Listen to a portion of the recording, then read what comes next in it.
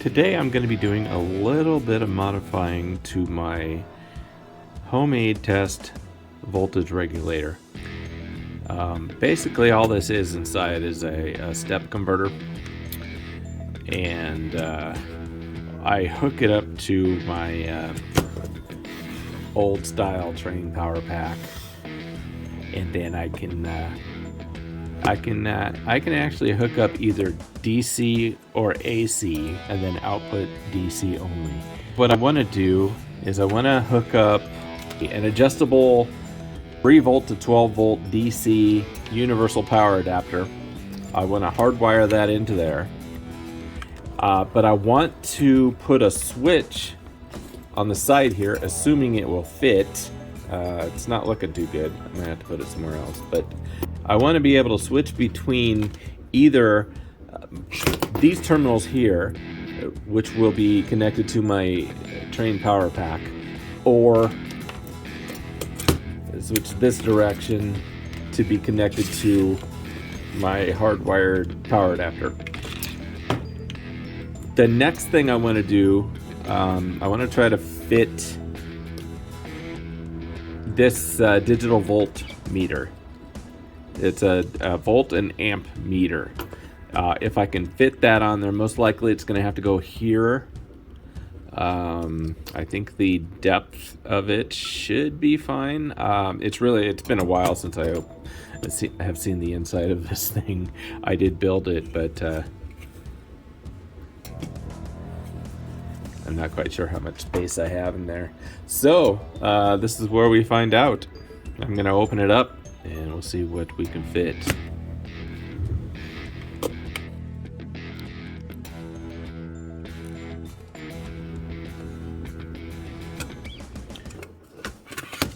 All right, so here is what basically I got going on inside. Initially, the power goes in here. I can do both. I can connect to both AC and DC power sources. My old train power pack has both. The power comes in here. It then connects to this voltage regulator, which can handle inputs of both DC and AC, of course. But it only outputs DC. So any AC that's put in here is converted to DC. It controls the amount of voltage with this dial here. That comes out here, and then it comes in here to the step converter. And with this step converter, I am fixing the maximum volt to be no more than 12 volts. And I adjust that. There's a little dial right here. Yeah, but you can max it out. I have actually blown up that capacitor before on my on another. I believe I tried to put 30 volts in there. They didn't like that. But anyway, so the regulator power comes out here. It's going to be maximum DC 12 volts. So then what I want to do is I want to put this switch right here. The up position is going to be either off or this as a power source, which would be connected to this power pack. Down would be this as a power source, which would be the hardwired, unless I can get one of these adapters to fit in there, which I might too. Find out which one goes. Oh, that one. Yeah, if I can fit that in there, I'll do that too. Anyway, project just keeps getting bigger. But anyway, so you got the basic idea. And then I want to get this volt amp meter mounted on here somewhere. I believe the best spot is going to be back here. I'm not going to be able to get it in all the way. See how it, but I could probably snip that off and just solder the wires directly. And if I did that, I'd bend these wires in. Yeah, I could probably make it fit that way. It's going to be tight, but I think I'll get it. So let's start. First things first, I am going to mount this so that it's just barely sticking out of the unit, and then I can plug this into it. This is my power adapter. So this is actually a good spot for it. If I can mount it here, I can close this. And I think I can still get the switch on top of it. Yeah, that's gonna work. So the switch closes. Might have to bend some of these leads. Okay, first things first, let's mount this plug where it goes. So I think what I'll do is I'll mark where I'm gonna put the hole on the inside. Then I'll measure down and translate that to the outside and drill in. All right, I have transferred my markings to the outside, and I believe I'm gonna drill up to my 3/8 inch plastic drill bit position. I'll do a test fit, and if that doesn't work, I'll go up to 7/16. So 3/8 is right here.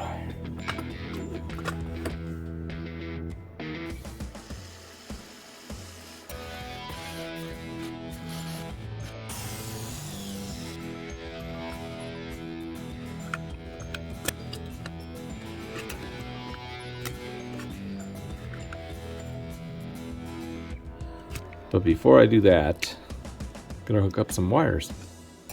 I have this 20 gauge scrap wire that I am gonna use instead of this 16 gauge wire that I was using. This is sufficient.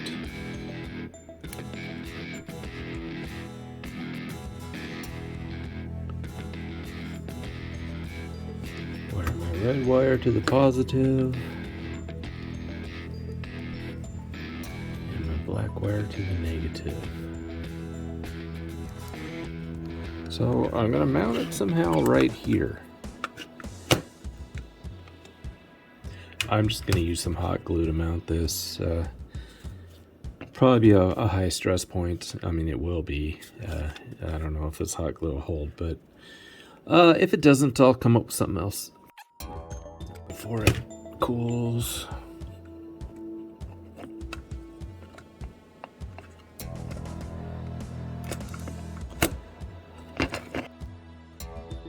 I haven't had a problem with this getting too hot with the power sources that I'm putting in.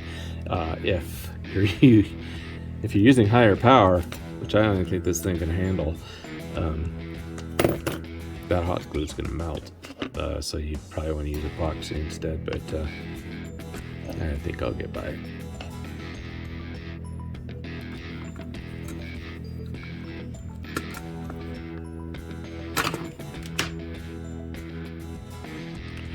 So I know due to space constraints, these leads are going to be a problem. So what I'm going to do is I'm going to take the screws out, and then I'm going to bend all the leads. And hopefully doing that, I should be able to get them closed, the lid closed.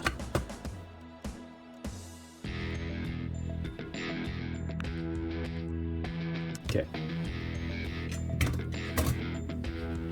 All right, so now I'm gonna try to mount this switch in there. I just have a HO scale ruler here.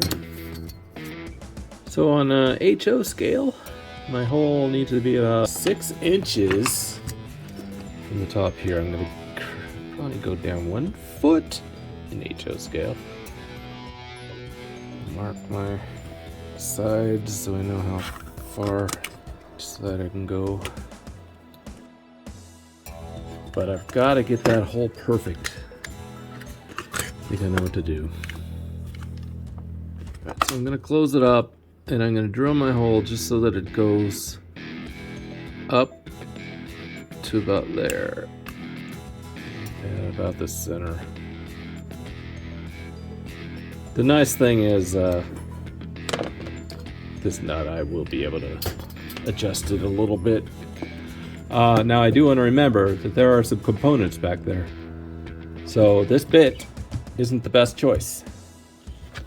I am gonna put this bit on instead.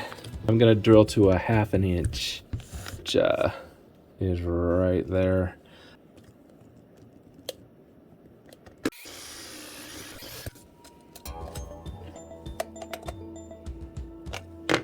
All right, take off the top. So this is what I've added. I've added this plug. There we go. That'll plug in right there. And when I'm in the up position here, my power source will be coming in from these wires, which will be connected to my external power pack.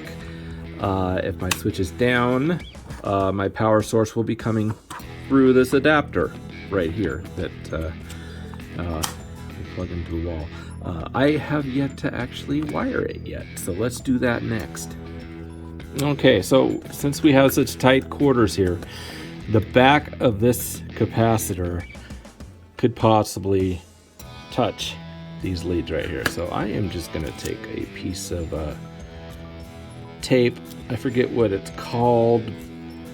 It's a good heavy-duty piece of tape. It's good for electrical, and it's a bit pretty heat resistant. So that will shield the top of that capacitor pretty well. As I said, when my switch is down, my power source will be coming from this adapter here. The wires for that, these are the wires. So I am gonna hook up my negative wire here and my positive wire here from there. For this power source that connects to my train adapter, I am going to hook up to these top leads. Negative here, positive there. And then coming out, so this center 2 will be the output from the switch. So I am gonna I'll take these wires off and I'll reroute them to here. The negative here, positive here. So that's my circuit, pretty simple. I'm gonna go ahead and do that off camera. I want to close it up, just to make sure I can. And then I want to plug it in and see if the new power source works. Okay. Now, let's do a test. The way I'm going to test it is I'm going to plug in my new power source, this here, and I got it set now. It's now set to 3 volts maximum. I'm going to bump that up to 12 volts. I don't have the right, yeah, that works. All right, 12 volts, and I'll plug it in. Okay, the light turned green on the power adapter up there. That means that there's no shorts or anything. I think what I'll do is, to test this to start off with, I'm gonna hook up this tail light to the output. On the input, I have my power adapter plugged in, and I've also got my train power pack plugged in to the side terminals here. Right now, the switch is flipped to the adapter. So let me crank up the power and it comes on. So let me unplug the adapter from the wall. Light goes out. Plugged it back in. Takes a second. All right, so let me flip it over to train pack. Okay, now it's switched over to the train pack, and it gets a little bit brighter. There's more power going through there. I'll switch the pack off, and it shuts off. I unplug my wall adapter. Nothing happens because you switch over to train pack. Okay, so that works as I had hoped. Now let me see if I can get the voltmeter hooked up to it.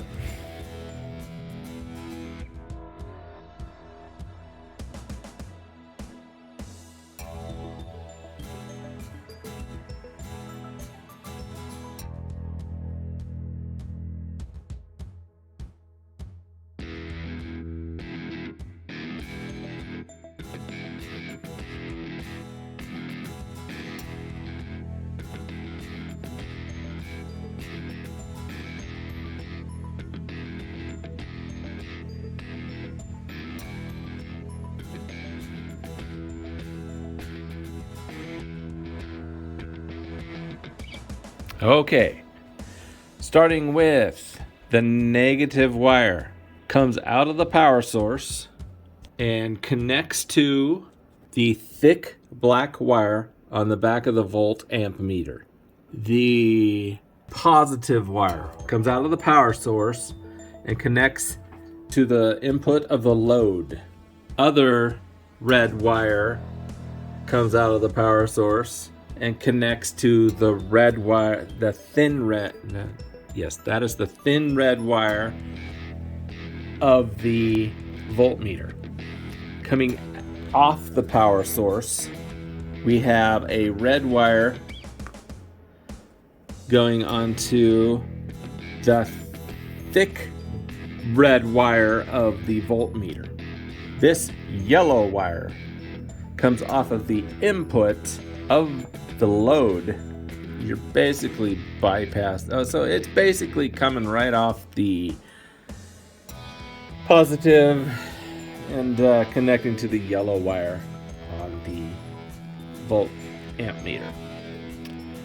So that's how I have it hooked up. Now to translate these alligator clips, I'm gonna go ahead and hook up all the wires, and then I'm just gonna leave them kind of hanging out a little bit.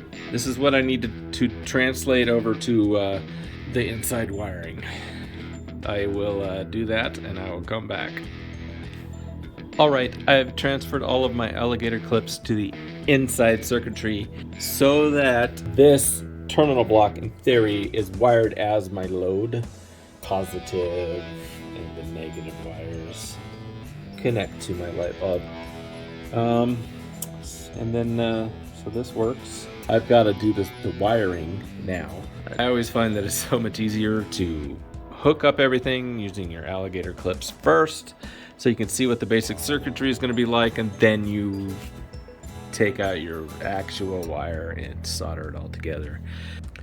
Okay, I have done away with all of my external and internal alligator clips, except for the two that feed power from the train power pack, and the one that connects to my load, which is a taillight lamp. Turn it on. It's already on, actually. This dial is needing to be adjusted, but crank it all the way up. It's at its maximum there. Flip the switch. It's now running off the train pack. Flip it into the center, actually, and it's off. Now, what I need to do is mount my voltmeter, my volt amp meter here. Definitely, I can take these plugs off and I can solder my wires directly to that, so that'll give me some clearance. And then it should fit. I did do a test fit. It should work, even with these tabs still on there. So I actually don't have the proper tools to make this cut. I'm basically just going to use my Dremel tool. Okay, I made my cut and it fits. Decided to insert the whole thing on the bottom half, and the top, the lid will close over the top of that, and that'll make a seal. It won't be watertight, but this doesn't need to be. This box is actually intended to be a watertight project box. So I did take and bent these leads over. Not pretty, but I needed to, because without it, you see they were scratching on the board. Hopefully it didn't damage the board.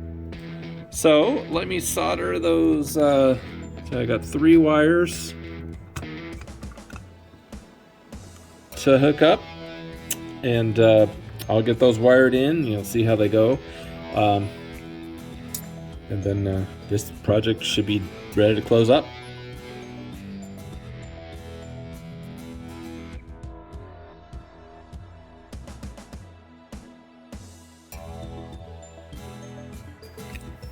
Okay, I've made a slight modification to my circuit. The black and the red wire here are for power, and if you connect an alternate power source to that, you can get measurements all the way down to 0, but your meter is powered. So before, I actually just had this wire right here connected to these two terminals, and this wire comes out from the step converter. So that's the way it was hooked up before. This wire before was connected to that lead and that lead, and that is the way you power this display from the same power that you have dialed in. That won't work if you want to leave this display on and have it measure volts under 3 volts, under 5 volts in this case. This needs 5 volts to power on. So I just isolated the yellow wire, this is, pretend that's yellow, to the far end, and then I took a red wire here and connected it to my output of the switch, positive side. Then I took a black wire and connected it to the output of this switch, center, to the output of the negative side. Bottom line, that's how you need to hook it up if you want that little power draw right there. 0 volts putting out right now, and I crank it up, so the light's coming on, and now I'm putting out 7.61 volts. Okay, there we go. It is all done. I am going to close it back up, and it is done. One thing I'd like to do, though, I'm not going to do this time, is I'd like to add a switch somewhere that will reverse the polarity. That's easy to do. I would just put the switch on the output here, a double pull, double throw switch, and mount the switch right here. I would need a smaller profile switch to do that. There was no way I was going to get another one of these switches in here. So I'll see what I can find, and yeah, I'll make it work. But anyway, all right, that is it for this project.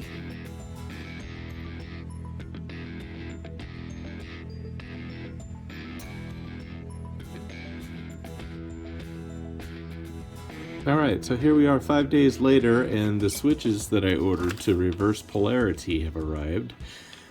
So I'm going to go ahead and get those wired and hooked up and installed. Now this is a double pole, double throw switch. It's rated at a maximum 6 amps, more than I'll ever output on this thing. I'm going to put it right here, and that'll fit just fine. So let me get that wired up, and then we'll connect it to my output here. I'll wire it up so that when you flip it, its polarity is reversed. I will attach a wire here to here, and then I will attach a wire here to here. These will be my output terminals, and then these will be my input terminals.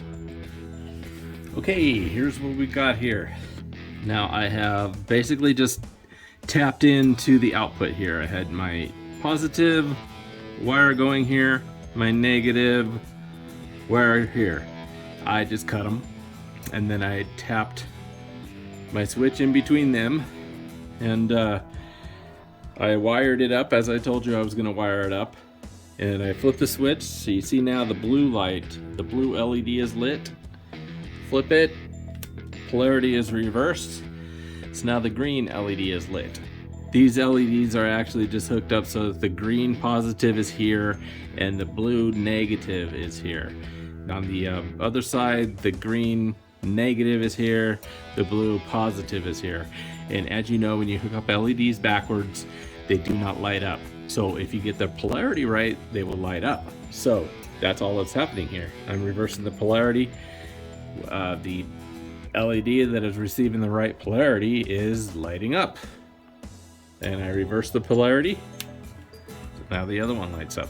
So I'm going to mount this switch now right here, and then this little project box will be complete. All right, I have got everything hooked up and closed. I ended up putting the switch back here. I would have rather have had it right here so that I could keep an eye on the volts. But as you can see, it works. All I gotta do is reach it around to the back and it reverses polarity. I will probably take the positive off of here and the negative sticker off of there, because it's not really going to be consistent anymore, and I will make some label to put right here that will give me a better indication of what's what. And then of course, if I adjust this any higher, right now it's putting out 2.59 volts. Wire popped off. 2.59 volts, and the LEDs are working. If I cranked it up much past 3 volts, they would burn out. So I'm gonna call this project done. This is gonna be a useful tool for me.